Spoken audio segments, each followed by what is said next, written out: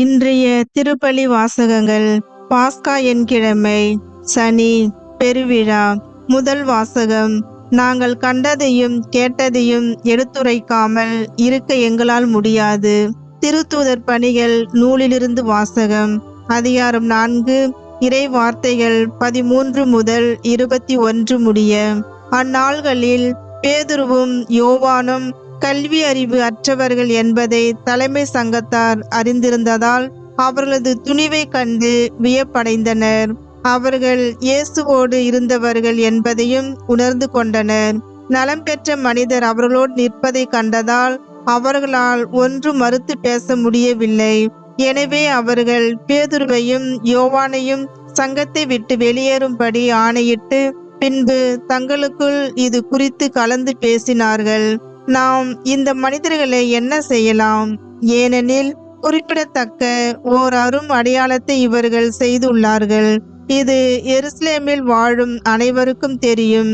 இதை நாம் மறுக்க முடியாது.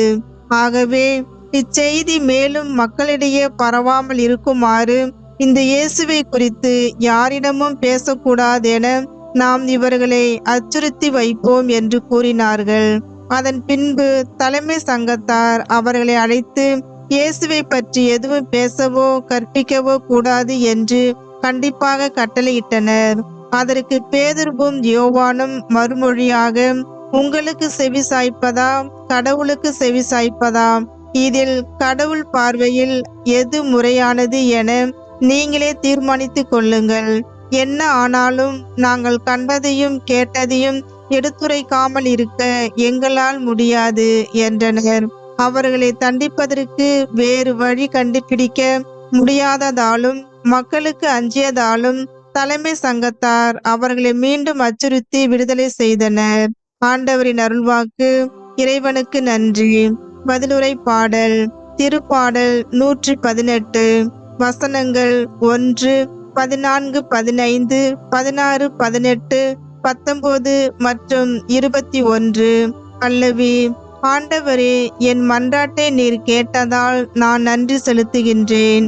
ஆண்டவருக்கு நன்றி செலுத்துங்கள், ஏனெனில் அவர் நல்லவர், என்றென்றும் உள்ளது அவரது பேரன்பு. ஆண்டவரே என் ஆற்றல், என் பாடல், என் மீட்பும் அவரே. நீதிமான்களின் கூடாரங்களில் வெற்றியின் மகிழ்ச்சி குரல் ஒலிக்கின்றது. ஆண்டவரது வழக்கை வலிமையாய் செயலாற்றி உள்ளது. பல்லவி. ஆண்டவரே, என் மன்றாட்டை நீர் கேட்டதால் நான் நன்றி செலுத்துகின்றேன். ஆண்டவரது வழக்கை உயர்ந்தோங்கி உள்ளது. ஆண்டவரது வழக்கை வலிமையாய் செயலாற்றி உள்ளது. கண்டித்தார். ஆண்டவர் என்னை கண்டித்தார், ஆனால் சாவுக்கு என்னை கையளிக்கவில்லை. பல்லவி. ஆண்டவரே, என் மன்றாட்டை நீர் கேட்டதால் நான் நன்றி செலுத்துகின்றேன். நீதிமான்கள் செல்லும் வாயில்களை எனக்கு திறந்து விடுங்கள். அவற்றினுள் நுழைந்து நான் ஆண்டவருக்கு நன்றி செலுத்துவேன். ஆண்டவரது வாயில் இதுவே. இது வழியாய் நீதிமான்களே நுழைவர். என் மன்றாட்டை நீர் கேட்டதால் எனக்கு நீர் வெற்றி அளித்ததால் உமக்கு நான் நன்றி செலுத்துகின்றேன். பல்லவி.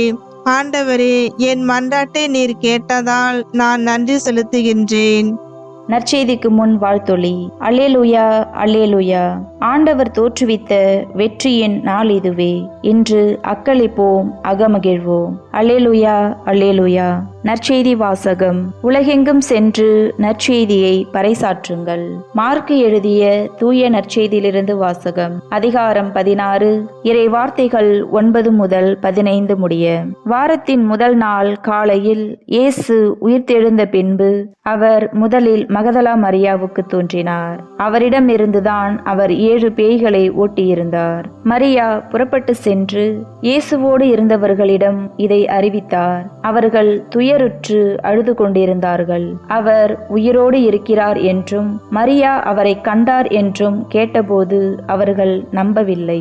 அதன் பிறகு அவர்களுள் இருவர் வயல்வெளிக்கு நடந்து சென்றபோது இயேசு அவர்களுக்கு வேற்று உருவில் தோன்றினார். அவர்கள் சென்று அதனை மற்றவர்களுக்கு அறிவித்தார்கள். அவர்கள் சொன்னதையும் சீடர்கள் நம்பவில்லை. இறுதியாக 11 பந்தியில் அமர்ந்திருந்த பொழுது அவர்களுக்கு இயேசு தோன்றினார்.